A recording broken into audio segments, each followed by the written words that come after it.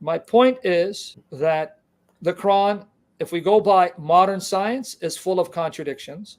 And if we examine the Quran internally, it contradicts itself. That's why you even have abrogation. You do agree with abrogation, right? Yeah. You believe that the Quran teaches it, right? Yeah, it abrogates certain Do you believe the Quran is the speech of Allah? Yes, I do. And it's uncreated, right? Yes. All right. So my question is, the entire Quran, every part of the speech of the Quran, it's perfect and flawless and equal, right? Because if it's all the speech of Allah, there is no part of Allah's speech that's better than another part of his speech, correct? Yes.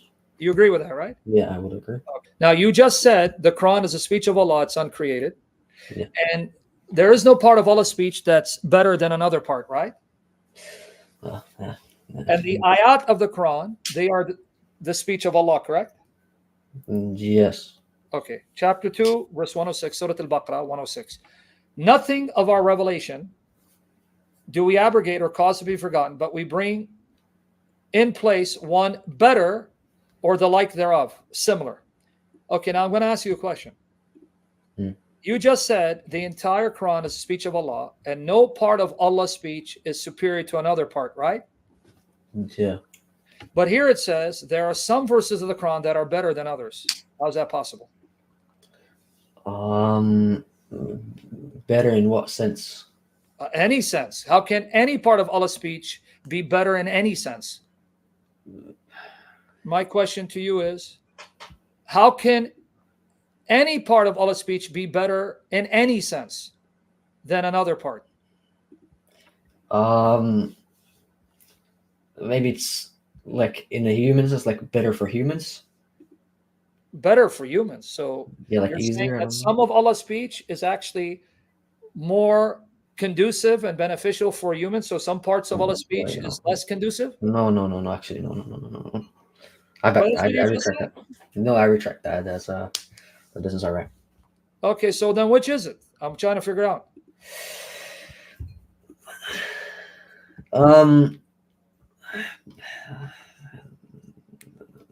I mean, better. I have no idea, to be honest. I mean, just to be honest, Okay, now how many more problems I'm going to show you with the Quran before you say, man, I give up? Yeah, I mean. So when are you going to give it up, man? When are you going to stop? Islam's not for you, buddy. And this is just, we're talking about the contradiction of the Quran, the mistakes in the Quran, the errors of the Quran, historically, internally. And again, one more time, I haven't even talked about the moral issue, because I don't want you to go until I want to see how far gone you are, or do you still have hope?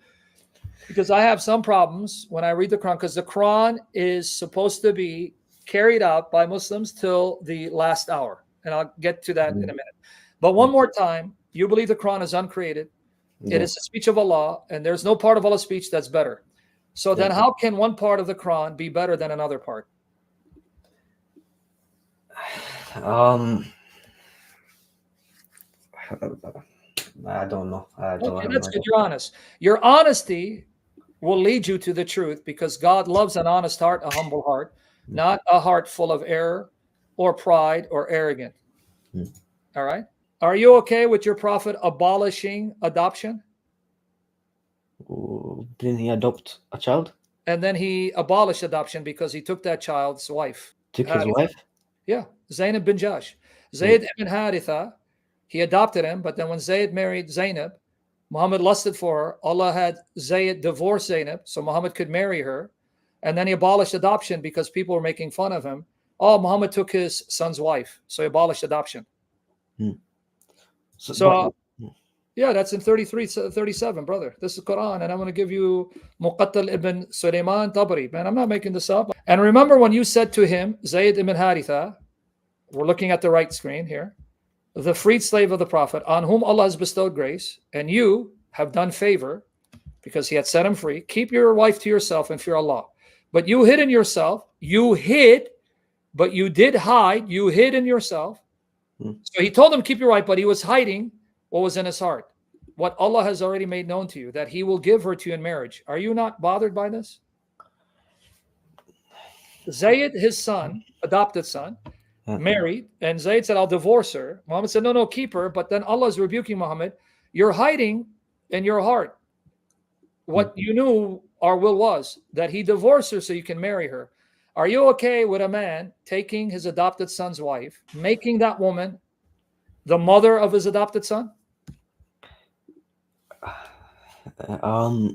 But did he take him like the woman was fine with it? Of course, he's the prophet. Of course, I want the prophet to have. So if you divorce your wife and she's okay with marrying your dad, now she's what is she to you now when your dad marries her? Okay. Yeah, okay, when your dad marries your ex-wife, what is she to you? Your stepmother, right? Yeah. But you did hide in yourself what Allah has already made known to you, that he will give her to you in marriage, that which Allah will make manifest. You did fear the people. See, Muhammad was embarrassed. No, I can't marry her. People are going to say something. Muhammad married the divorced wife of his manumitted slave, whereas Allah had a better right that you should fear him. So when Zayd had accomplished his desire from her, we gave her to you in marriage, so that in future there may be no difficulty. Now watch why Allah supposedly did this. To the believers in respect of the marriage of the wives of their adopted sons, when the latter have no desire to keep them, i.e. they have divorced them. So do you see why he did it? So that other people could also marry the divorced wives of their adopted sons. Are you okay with that? No. Then you're not a Muslim anymore. And by the way, right after this, Muhammad said no more adoption. That's chapter 33, verses 4 and 5 and 33-40. So I want to ask you another question. Since Muhammad said, I did this so that I can show you it's okay if you have an adopted son, if he divorces his wife, you can marry that woman, make her your wife. But then he says, no more adoption.